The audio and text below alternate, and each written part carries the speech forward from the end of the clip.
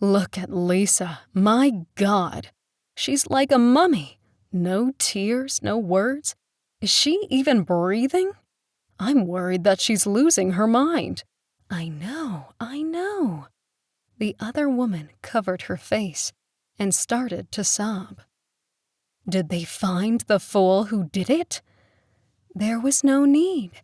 He was so scared right from the beginning, and later he came to the sheriff on his own and turned himself in. It's the ex-husband of that blonde who lives in the corner house next to Caroline. You know, the one who drives the Jeep with the open roof. You don't say. And where were his eyes? How could you not see the kid on the sidewalk? I don't know. He'd had a big fight with his ex. You could hear them streets away. He just popped, like the cork out of a bottle, slammed the door, jumped into his car, and hit the gas. After that, it all happened so quickly. Her lips started to tremble. Lisa was outside with Vicky, waiting for Brad to come home from work. She was watering the plants and just turned away for a moment when Vicky's ball went into the road. Almost choking on the last words, the woman took a deep breath, but could not hold back anymore. The neighbor hugged her friend and allowed her own tears to stream down freely. The wind pushed about with renewed strength, and the rain became an annoying repetitive drizzle. Nobody hurried to leave.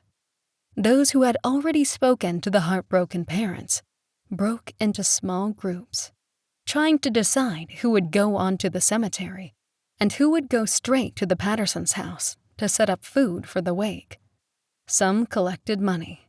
Of course, there was no amount that could help them fill the abysmal loss, but at least it would ease the burden of paying for funeral expenses. Only one person slipped back into the sanctuary where the memorial service had just ended. He walked slowly through the rows of empty chairs and stopped right beside the lonely coffin. The men from the funeral home were busy loading flowers, portraits, and toys into the hearse, and they still needed to procure enough folding chairs and umbrellas to go along in a separate truck. But their presence did not matter.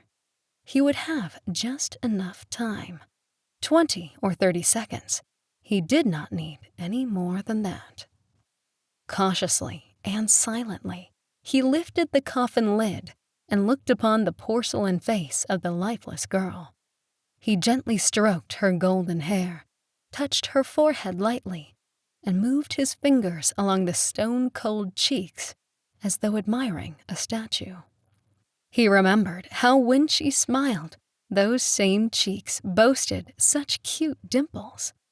Now they were gone. He beheld the straight, white, polished mask that remained of the angel. It was nothing more. "You should smile more often, Vicky," he whispered, taking her cold hand. "Wake up. You went to sleep too early." Everything outside had calmed down to an uneasy silence, the likes of which you sense only before a giant of a storm hits. The crowd could even hear the traffic from the highway on the other side of town.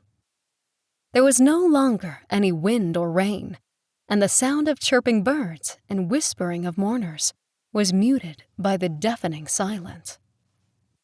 Lisa felt as though death itself walked around her. Maybe it had come to take her along with her daughter. What a sweet relief that would be. She closed her eyes and faded into the depths of her mind. Something inside the funeral home fell to the ground with a crash, and an otherworldly scream ripped through the silence.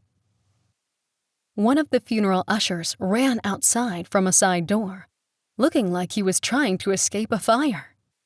He saw none of the people in his way of escape, and only pushed people aside and knocked over the portrait. Dashing straight to his car, he fumbled with the keys, started the vehicle, and immediately sped away from the parking lot. Everyone looked around, perplexed. Some were frightened, and others were curious as to what was going on.